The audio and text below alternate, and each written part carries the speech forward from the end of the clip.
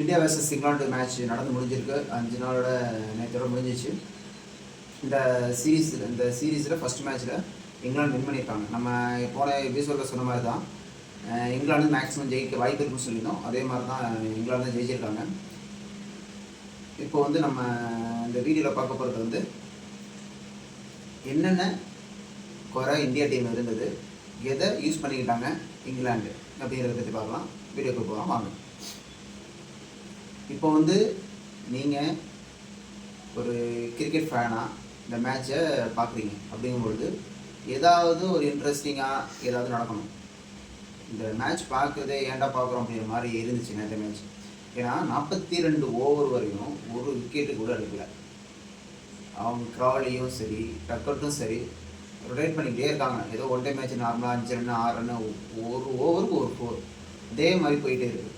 அப்படிங்கும்போது நம்ம எங்கே பவுலிங்கில் ஸ்ட்ரென்த்தாக இருக்கும், இல்லை பவுலிங் ஸ்ட்ரென்த்தாக, இல்லை அவங்க பேட்டிங் நல்லா பெட்டராக பண்ணுறாங்களா, எப்படி சரி பேட்டிங் பெட்டராக பண்ணுறாங்க கூட என்ன ஒரு ஓவருக்கு 6 ரன்னா, ரிஷித் கிருஷ்ணன் 15 ஓவர் போட்டு 90 ரன்னு கொடுக்குறாரு. அது எப்படி ஒரு சேசிங்கில் போயிட்டு என்ன ஒரு நார்மலாக ஒரு பவுலர் ஒன் டே மேட்ச்சில் கூட ஒரு ரன் கண்டெயின் பண்ண முடியாதுன்னா அது எப்படி பண்ண முடியும்? ரன் கண்டெயின் பண்ணியிருந்தாலும் இந்த மேட்ச்சு கொஞ்சம் ட்ராவாச்சு பண்ணியிருக்கலாம், உங்களால் விக்கெட் தான் எடுக்க முடியல. ஓகே, அப்படி இருக்கும்பொழுது ட்ராவை நோக்கியாச்சு நீங்கள் பந்து வீசியிருக்கலாமே, என்ன மெயின் செட்டில் பந்து போட்டீங்க அப்படிங்கிற மாதிரி தான் பார்க்கும்போது நமக்கு தோணுச்சு.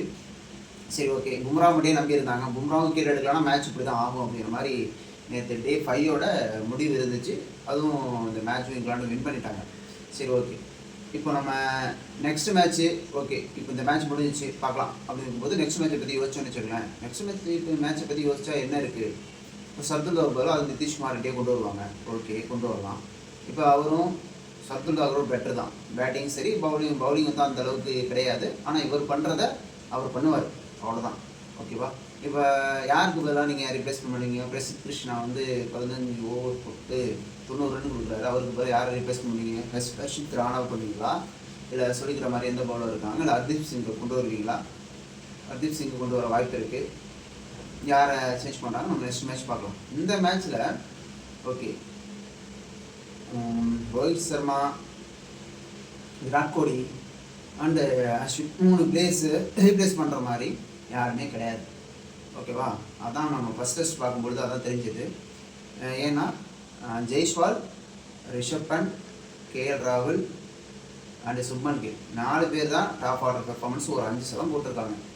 அப்படி பார்க்கும் பொழுது 5% போட்டும் ஒரு டெஸ்ட் சீரிஸ் மேட்ச் தூக்குறாங்கன்னா இது எப்படி சொல்கிறதுன்னு தெரில. அப்போனா எவ்வளோ வீக்காக பவுலிங் இருக்காங்க அப்படிங்கிறது நல்லா தெரிய வருது. அப்படிங்கும் பொழுது இதை இந்தியா டீமும் சரி கோச்சான கம்பீரும் சரி இது எப்படி அணுக போகிறாங்க அப்படிங்கிறது தான் யோசிக்க வேண்டியதாக இருக்குது. 373 ரன் அடிக்கிறாங்க ஒன் டேயில். அது 20 ரன் அடித்தாங்க. நேற்று 373 ரன் அடிச்சிட்டாங்க. அதுவுமே 80 ஓவரில் அடிச்சிட்டாங்க. என்ன 10 ஓவர் வேறு இருக்குது, முடியல மேட்ச்சு. அப்படிங்கும் பொழுது நம்ம பவுலிங் என்ன வீக்காக இருந்திருக்கு. நான் போன விஷயமே சொல்லியிருந்தேன், பேட்டிங் இன்னும் 100 ரன் 150 ரன் கூட அடிச்சிருக்கோன்னு சொல்லிட்டு. ஏன்னா நம்ம ஆளுங்க தான் 310 வந்துட்டா அதுக்கும் 30 ரன்னுக்குள்ளே ஒரு 6 விக்கெட் கொடுக்க விடுறாங்க. அப்படிங்கும் பொழுது என்ன நீங்கள் பயிற்சி பண்ணுறீங்க, என்ன உங்களுக்கு நீங்கள் ஒரு பேட்டிங் கூட ஒரு 10 ரன் 5 ரன் ஒரு ஆள் அடிக்க முடியாத அளவுக்கு என்ன உங்களுக்கு பேட்டிங் பர்ஃபார்மன்ஸ் வந்துருச்சு அப்படின்னு தெரியல. அதுதான் இந்த ஒரு 5 விக்கெட் விழுந்துச்சுன்னா அதுக்கப்புறம் ஒரு 100 ரன்னு கூட 2 இன்னிங்ஸும் சேர்த்து கான்ட்ரிபியூஷனே கிடையாது. இதுதான் இந்த மேட்ச்சை தோக்குறதுக்கான மெயின் ரீசன். 2 அடிக்க முடியாத அளவுக்கு என்ன உங்களுக்கு பேட்டிங் பர்ஃபார்மன்ஸ் வந்துருச்சு அப்படின்னு தெரியல. அதுதான் இந்த ஒரு 5 விக்கெட் விழுந்துச்சுன்னா அதுக்கப்புறம் ஒரு 100 ரன்னு கூட 2 இன்னிங்ஸும் சேர்த்து கான்ட்ரிபியூஷனே கிடையாது. இதுதான் இந்த மேட்ச்சை தோக்குறதுக்கான மெயின் ரீசன். ரெண்டாவது, நான் ஃபீல்டிங் சொல்லியிருந்தோம். இந்த போன டே 5லேயுமே அவ்வளோ கேட்சஸ் சொல்கிறாங்க. எப்படி மேட்ச் ஜெயிக்கிறது, எப்படி ஜெயிப்பாங்க? ஃபஸ்ட்டு கேட்ச் விட்டால் எப்படி மேட்ச் ஜெயிப்பாங்க? அவ்வளோதான். கேட்ச் விட்டால் கண்டிப்பாக இந்த மேட்ச் தோப்பாங்க தான், கண்டிப்பாக ஜெயிக்க வாய்ப்பே இல்லை. அதுதான் நேற்றே நடந்துச்சு. இது ஒரு இந்தியாவுக்கு ஒரு பாடம் புகட்டுறதா இருந்திருக்கும். எது தவறு இருந்ததோ அதை சரி பண்ணிக்கிட்டு வந்தால் மட்டும்தான் நெக்ஸ்ட் மேட்சும் வின் பண்ண முடியும். இல்லைனா இந்த சீரீஸே 5-0ங்கிற கணக்கில் இங்கிலாந்து வாஷ் அவுட் பண்ணிடுவாங்க. அதுதான் நடக்கும்னா நீங்கள் இப்படியே பண்ணுங்கள். ஓகேவா? இது ஸ்ட்ராட்டஜிக் மூவாக நிறையா பண்ண வேண்டியது இருக்குது. இது பண்ணால் மட்டும்தான் இந்தியா நெக்ஸ்ட் மேட்சும் சரி ட்ராவல் கூட பண்ண முடியும். இல்லைனா இந்த மேட்ச் ரொம்ப கஷ்டம். இந்த சீரீஸ் ஃபுல்லாகவே சொல்கிறேன். இப்போ நம்ம இந்தியா டீம் அண்டு இங்கிலாந்து டீமோட பவுலிங் எப்படி இருந்துச்சு, அதோட பெர்ஃபார்மன்ஸ் பார்ப்போம். நீங்கள் பேட்டிங்னு சொல்லும் பொழுது ஃபஸ்ட் இன்னிங்ஸில் மொத்தமாக இந்தியாவும் இங்கிலாந்து சேர்த்து 4 செஞ்சுரி அடித்தாங்க. போப் வந்து ஒரு 100 போட்டார், 103 அடித்தார். இப்போ இந்தியா வர்சஸ் இங்கிலாந்து பவுலிங் வருவோம். இப்போ அதில் வந்து 100 பார்க்கும்பொழுது இந்தியா ஓகே கூட அடிச்சிருக்காங்க, ஓகேவா. ஆனால் ஸ்கோரு கிட்டத்தட்ட 2 ஈக்குவல் தான். இங்கிலாந்து வந்து நிறையா பேஸ் கான்ட்ரிபியூட் பண்ணியிருந்தாங்க, ஓகேவா. இப்போ நீங்கள் பவுலிங் வந்தீங்கன்னா இந்தியாவும் இங்கிலாண்டும் சேம் தான். ஃபர்ஸ்ட் இன்னிங்ஸில் பும்ரா 5 விக்கெட் எடுத்தாங்க, Prasidh Krishna 3 wicket, Siraj 2 wicket. Okay, match அதிலே முடிஞ்சிச்சு. செகண்ட் இன்னிங்ஸ்னு வரும்பொழுது ஃபஸ்ட் இன்னிங்ஸில் எப்படி பெர்ஃபார்ம் பண்ணாங்களோ அதை விட செகண்ட் இன்னிங்ஸில் நல்லா பெர்ஃபார்ம் பண்ணியிருந்தாங்க இங்கிலாந்து. ஆனால் இந்தியா அந்த கோட்டை விட்டுட்டாங்க. செகண்ட் இன்னிங்ஸில் ஒரு 371 அப்படின்னு டார்கெட்ஸ் செட் பண்ணாங்க. பேட்டிங்கில் கொலாப்ஸ் ஆகி அந்த டார்கெட் விழுந்துச்சு. ஃபஸ்ட் இன்னிங்ஸில் பேட்டிங் பெர்ஃபார்மன்ஸ் நல்லா பண்ணியிருந்தா கூட, இல்லை செகண்ட் இன்னிங்ஸில் பேட்டிங் பெர்ஃபார்மன்ஸ் டைலாண்டர்ஸ் நல்லா பண்ணியிருந்தா கூட ஒரு 100 ரன் எக்ஸ்ட்ரா வந்துருக்கும். அப்போது பவுலிங்க்கு கொஞ்சம் கான்ஃபிடென்ட் கிடச்சிருக்கும். இன்னும் 10 ஓவர் கொஞ்சம் ட்ரா கூட தள்ளிட்டு போயிருப்பாங்க, ஓகேவா. நம்ம அதையும் குறை சொல்ல முடியாது. பவுலிங் ரொம்ப வீக்காக இருந்துச்சு அப்படி தான் சொல்லணும். அந்த ஒரு பிரசித் கிருஷ்ணா வந்து ஒரு ஓவருக்கு வந்து 6 ரன் பெர் ஓவர் கொடுக்குறாரு. இது என்ன ஒன் டே மேட்சா? ஒன் டே மேட்ச்சில் கூட அந்த ரன் போவாது, 4 தானே கொடுப்பாங்க. டெஸ்ட் மேட்ச்சில் போயிட்டு ஒரு ஓவருக்கு 6 ரன் பெர் ஓவர் அப்படி கொடுத்தா ஒரு மேட்சை கண்ட்ரோலே வச்சுக்க முடியல அவரால். மேட்சை கண்ட்ரோல் வச்சுக்கிட்டா தானே அந்த மேட்ச் கொஞ்சம் ட்ராவல் நோக்கி போகும். ஃபஸ்ட் இன்னிங்ஸ்லேயும் 6 ரன் பெர் ஓவர் கொடுத்துருக்காரு, செகண்ட் இன்னிங்ஸ்லேயும் 6 ரன் பெர் ஓவர் கொடுத்துருக்காரு சிராஜ்.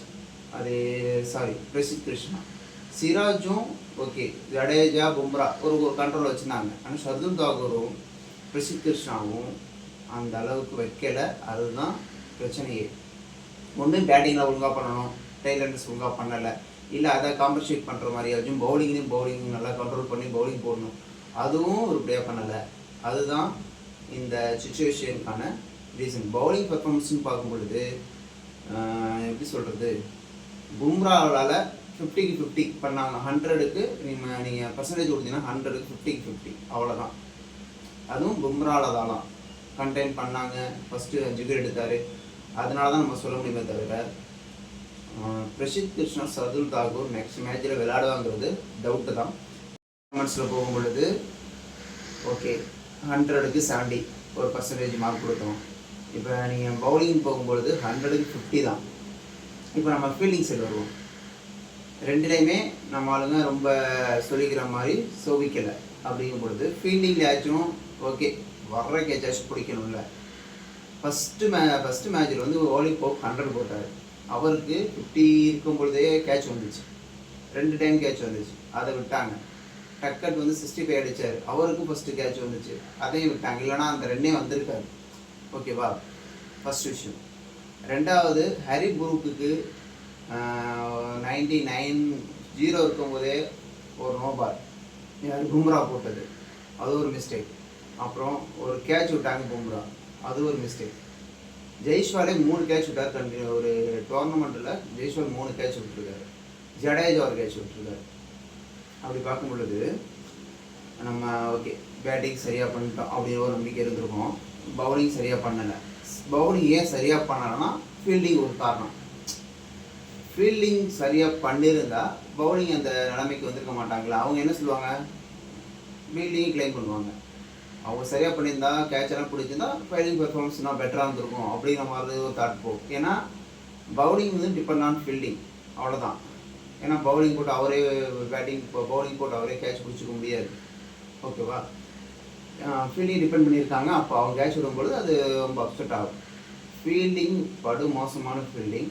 ஒரு டோர்னமெண்ட்டில் 5-6 ஒரு டெஸ்ட் மேட்ச்சில் 5-6 கேட்ச் விட்டால் அது எப்படி கொண்டு போவாங்க. டக்கர் கேட்ச் விட்டு தான் அவர் 147 ரன் அடித்தார். போப் கேட்ச் விட்டு தான் அவர் 100 அடித்தார். ப்ரூக் கேட்ச் விட்டு தான் அவர் 99 வந்தார், ஓகேவா. 100 போட்டதெல்லாம் கேட்ச் விட்டதுனால தான். இப்போது நம்ம கேட்செல்லாம் பிடிச்சா அந்த பவுலிங்கே நல்லா பவுலிங் சொல்லியிருப்போம். இப்போ நம்ம பவுலிங் விமர்சிக்க வேண்டிய யாருமே விமர்சிக்க வேண்டிய அவசியமே இருக்காது. கேட்செல்லாம் பிடிச்சிருந்தோம் மேட்ச்சே இந்தியா கூட வின் பண்ணியிருப்பாங்க. அந்த அளவுக்கு போயிருக்கும். புரியுதுங்களா? இப்போ ஃபீல்டிங் ரொம்ப படு மோசமாக இருந்ததுனால தான் இந்த மேட்ச்சை தோத்தாங்க அப்படின்னு கூட சொல்லலாம். ஓகேவா? ஃபீல்டிங் மேஜர் ரீசன் எங்கேயாச்சும் ஒன்றில் நம்ம காம்பன்சேட் பண்ணியிருக்கணும். ஒன்று பேட்டிங், நான் bowling difference fielding depend on bowling சொல்லும்போது அதை நம்ம ரெண்டாக பிரிச்சுக்க வேண்டியது தான்.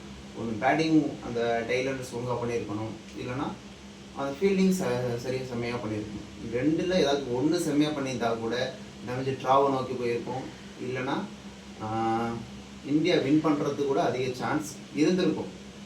புரியுதுங்களா?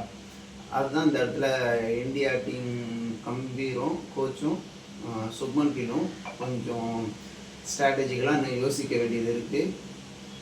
இதை எப்படி ஃபஸ்ட் டெஸ்ட்டில் ஃபஸ்ட்டு டீம் ஒரு யங்கஸ்ட் டீம் ஒரு வெளிநாட்டு இடத்துல விளையாட வராங்க, ஓகே இதெல்லாம் இருக்கும் அப்படின்னு சொல்லி நம்ம பார்த்து சமாளிச்சுக்கலாம்னு வச்சுக்கோமே.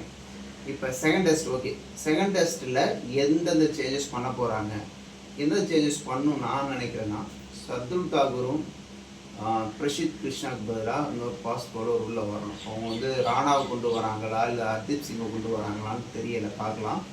இல்லை குல்தீப் யாதவ் கொண்டு வராங்களா, அந்த பிச்சுக்கு ஏற்ற மாதிரி கொண்டு வரலாம்.